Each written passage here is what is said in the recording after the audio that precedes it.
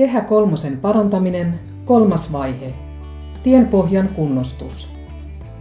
Tien pohjarakenne Askiston kohdalla korjattiin perusteellisesti kunnostamalla etelänpuoleisen ajoradan vaurioitunut paalulaatta.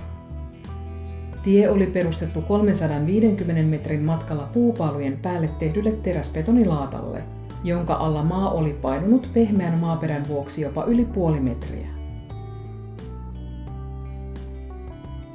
Puupaalujen yläpäät olivat pitkään tekemisissä ilman kanssa ja ne olivat alkaneet lahota. Tien pohjarakenteen korjaus aloitettiin vanhojen rakenteiden purkamisella.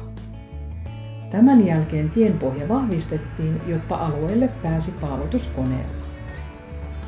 Puupaalut korvattiin teräsbetonisilla. Aina kun yksi lohko oli paalutettu, valettiin alueelle paalulaatta teräsbetonista.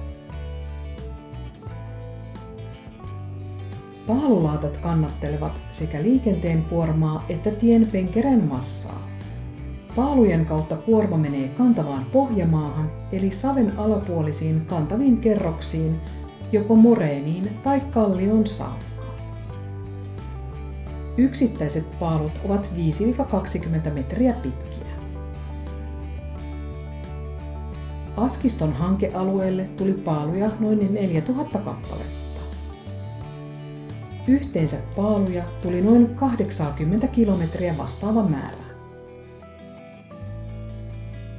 Korjausten jälkeen tien pohjarakenne pysyy kunnossa seuraavat 100 vuotta.